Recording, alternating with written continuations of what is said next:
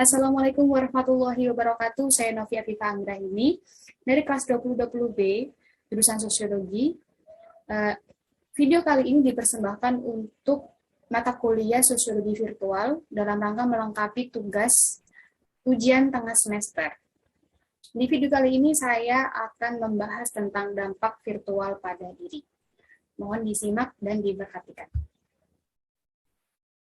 Virtual ini berkaitan juga dengan internet dan komunitas virtual. Selanjutnya, definisi dari virtual, yaitu usaha menghubungkan diri dengan orang lain dan dunia melalui media elektronik, dibantu dengan internet ya. Dan diri virtual adalah orang-orang yang kamu hubungi dengan media elektronik, baik secara real time dan delay. Dan siapa saja yang tidak bisa kamu lihat dan sentuh. Maksud dari real time ini seperti video call. Video call bisa melalui Zoom ataupun Google Meet atau juga WhatsApp video call. Dan ini secara spontan. Saya menyatakan sesuatu, kamu menanggapinya secara langsung, tidak ada jeda atau hanya sebentar jedanya. Dan delay sendiri adalah komunikasi ketika ada jeda. Dan jedanya cukup lama. Misal kamu texting ya, kamu lagi chatting sama seseorang, dan dia balasnya baru beberapa saat setelah kamu mengirim. Bisa 10 menit, atau 30 menit, atau bahkan sehari atau 2 minggu, tergantung dari kapan dia mau atau sempat membalas pesanmu tersebut. Nah, selanjutnya, kita membahas media elektronik yang kita gunakan untuk atau dalam komunikasi virtual ini.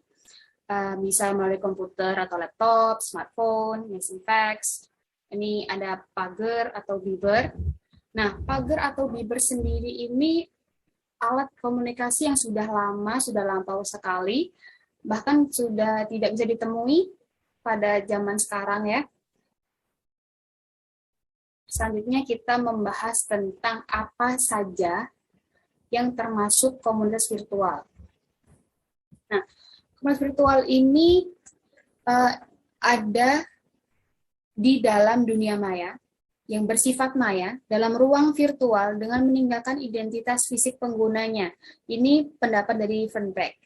Dan menurut Jones, 1999, sistem nilai bersama dalam komunitas virtual ada 3, yaitu norma-norma yang ada, identitas anggotanya, juga aturan-aturan yang mengatur anggota dari komunitas ini.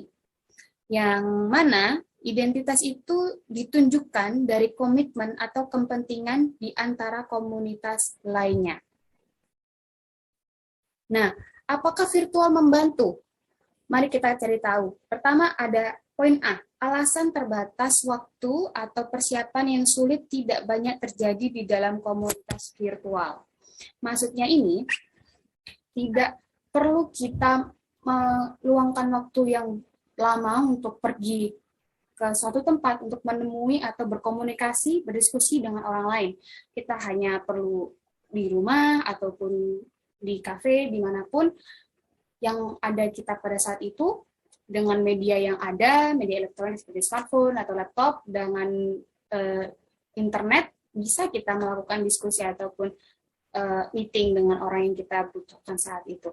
Dan poin B, ada banyak kegiatan yang bermanfaat ada di dalam dunia virtual, seperti berbelanja, mengiklankan produk atau jasa, dan lain-lain. Dan berbelanja ini bisa melalui marketplace ya. Sekarang banyak sekali, pasti kalian semua mengetahui seperti Shopee, Tokopedia, Lazada, dan banyak hal. Kita bisa menjual, kita bisa membeli, tapi harus cerdas ya, tidak boleh sembarangan, jangan mudah tergiur dengan harga murah ataupun endorse yang berlebihan.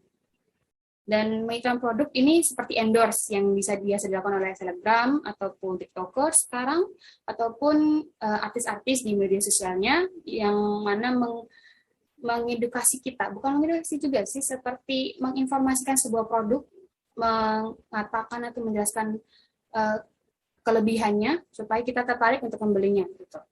Dan poin C ini adalah cakupannya luas, semua orang bisa mengunggah atau mengirim file, foto, video, dan lain-lain. Jadi tidak ada batasan informasi yang sempit ya, hampir semua informasi ada ya. Apa yang kita pengen tahu ada, apa yang kita pengen cari juga mungkin ada gitu.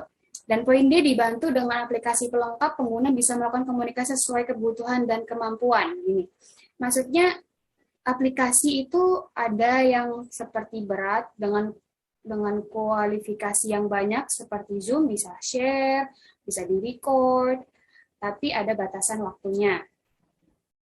Atau kita sangat perlu untuk komunitas yang luas, kita bisa sewa ataupun berlangganan. Kalau kita tidak mampu untuk mengadakan biaya sewa atau berlangganan, kita bisa menggunakan Google Meet. Itu ringan, tidak perlu jaringan internet yang cepat, misalnya yang sedang ataupun lemah pun mungkin masih bisa dilakukan gitu. Dan biaya kuota yang dibutuhkan juga tidak terlalu banyak seperti Zoom. Jadi bisa disesuaikan dengan kebutuhan dan kemampuan. Nah, selanjutnya menjadi penolong kegiatan pendidikan atau pekerjaan di masa pandemi. Nah, masa pandemi ini kan segalanya serba work from home ataupun study from home, semuanya dilakukan di rumah secara virtual. Karena ya untuk mengurangi kerumunan, mengurangi intensitas interaksi antar masyarakat supaya menekan angka penularan COVID-19. Nah, virtual ini sangat membantu, bahkan langsung menjadi tokoh utama segala interaksi pada saat pandemi. Kedua, selanjutnya ada virtual sebagai sumber hiburan. Karena apapun bisa diunggah di virtual ya, apapun bisa kita share dengan teman, yang bisa saja itu mengandung unsur-unsur yang menyenangkan gitu. Bisa saja kucing yang lucu karena kalian gemar perkucingan, ataupun hobi update bulu tangkis seperti yang baru saja rame-rame itu, bahwa Indonesia menang Thomas Cup ya 2021 ini. Nah, selanjutnya membagikan karya atau hobi. Nah, ini bisa saja seperti kamu atau saudaramu, siapapun temanmu yang mungkin bisa melukis, dia posting foto atau video bagaimana proses dia melukis ke media sosial, ataupun dia berbagi secara virtual untuk mempromosikan atau membagikan atau meminta pendapat. Bagaimana pendapat tentang karya saya, bisa saja kan. Selanjutnya ada sumber penghasilan. Nah, bisa saja ini seperti endorsement tadi. Endorsement tadi kan kita dibayar ya, misalnya kita mempromosikan sesuatu. Nah, bisa lah itu sebagai sumber penghasilan. Ataupun sebagai content creator. Nah, nanti AdSense bisa dari YouTube, akan dapat biaya yang YouTube berikan pada kita, di mana kita membagikan konten-konten yang ditonton oleh khayal. Selanjutnya, nah, dampak sayangnya ini virtual tidak selalu berdampak positif ya, selalu ada dampak negatifnya bagi kita. Bisa pertama, terpaku. Ketika seseorang tidak bisa lepas dari komunikasi virtualnya, maksudnya ini di mana kita terlalu fokus pada smartphone ataupun laptop, di mana kita berkomunikasi di situ, hingga banyak kegiatan-kegiatan atau kewajiban yang kita seharusnya lakukan, cuma kita tunda terus, cuma kita hindari, sampai terbengkalai gitu. Keduanya terdapat gap. Seseorang lebih fokus pada komunikasi virtualnya daripada orang-orang sekitarnya. Disitulah terbentuk gap antara individu dengan lingkungan sosialnya gitu. Jadi ini banyak sekali terjadi, mungkin kalian juga pernah mengalami atau menjadi saksi terjadi seperti kita ada kumpul keluarga ataupun ya nongkrong-nongkrong santai, cuman ada satu atau dua orang yang terpaku pada ponselnya, tetap chatting dengan seseorang tanpa menghiraukan percakapan orang-orang di sekitarnya gitu. Nah, itu adalah gap atau bisa kita sebut ruangan yang mereka punya sendiri di dalam ruangan sosial yang lebih luas gitu. Ketiga, maksudnya ada gangguan kesehatan. Computer Vision Syndrome CVS adalah ketika mata digunakan untuk menatap layar terus-menerus dan itu akan mengakibatkan mata lelah, bisa merah sampai kita pusing saat lihat layar. Itu merupakan ciri-ciri ketika kita mengalami Computer Vision Syndrome. Dan kebugaran tubuh menurun karena jarang bergerak. Pasti kalian tidak asing dengan kaum rebahan gitu ya. Kita bisa sambil tiduran, nonton video, ataupun kita video call, ataupun texting, chatting, sambil rebahan. Jadi semakin banyak rebahan, kegiatan tidak ada, ya kita jadi gampang sakit, gampang lelah, bahkan sampai tidak semangat melakukan apapun gitu. Motivasinya langsung turun, mood pun jadi tidak stabil gitu. Dan keempat ini tersesat. Karena siapa saja bisa mengunggah informasi di dalam dunia virtual, maka ada kemungkinan ada penyalahgunaan dengan mengunggah informasi yang salah. Ini bisa hoax. Jadi orang-orang yang percaya hoax kan pasti tersesat ya. Mereka percaya sesuatu yang salah, sesuatu yang tidak benar, mereka percaya hingga mereka terjerumus atau bahkan dirugikan karena kabar-kabar yang salah tersebut. Nah, selanjutnya ada mental terganggu. Seseorang bisa sangat cemas dengan tanggapan orang lain terhadap dirinya, atau insecure atas pencapaian atau kondisi seseorang. Ini banyak sekali terjadi, umumnya pada anak-anak muda ataupun perempuan ya, karena ada tetap ada kasus bullying, body shaming, dan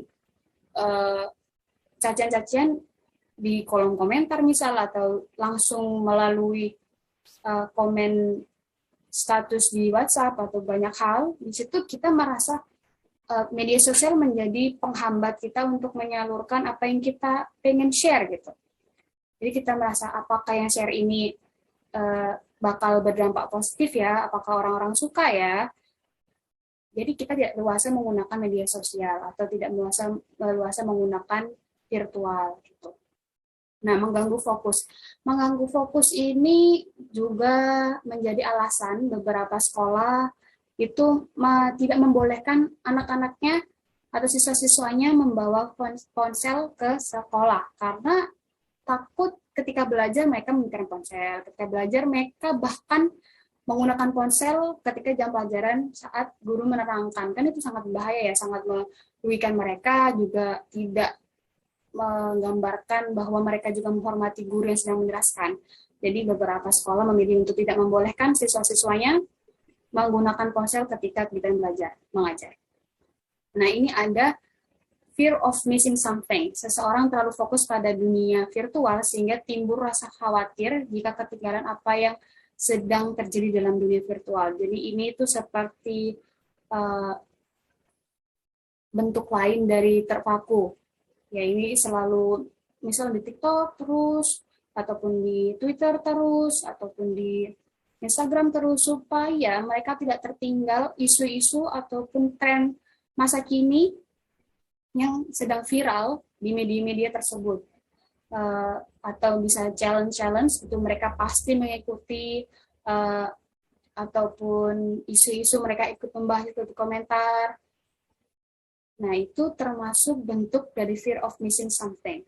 Dan kalau berlebihan pasti kita yang dirugikan kan. Berikutnya adalah kecanduan. Kecanduan ini seperti kita beberapa dampak negatif lainnya ini masih berhubungan dengan seperti fear of missing something, mental terganggu, dan kecanduan ini bisa mengganggu kualitas diri kita juga. Karena kita selalu memikirkan ya, bagaimana ya respon seseorang atau followers kita di postingan terbaru kita atau story kita berpikir tentang itu, padahal waktu itu kita seharusnya beristirahat. Dan ini kebanyakan terjadi pada anak-anak muda sayangnya ya, karena mereka tidak mau tertinggal, mereka ingin up to date, mereka ingin tampil baik, tampil stunning gitu.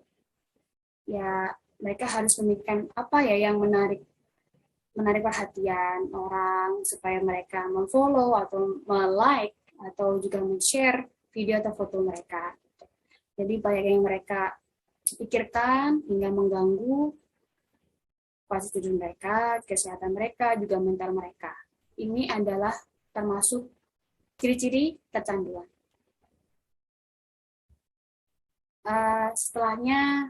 Setelah saya menjelaskan semuanya, saya berterima kasih atas perhatian dan waktu yang Anda berikan ketika menonton video ini. Saya tahu banyak sekali kesalahan dalam video ini, saya mohon maaf sebesar-besarnya.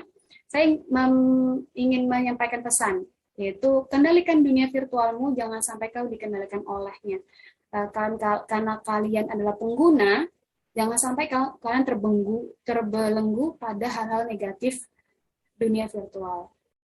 Jadi mari kita perangi hoax, kita share video atau foto yang bermanfaat, kita juga membimbing orang-orang sekitar kita supaya tidak terperdaya oleh dunia virtual. Terima kasih dan mohon maaf sebesar-besarnya. Saya Novia Pipa Ngraini. Terima kasih.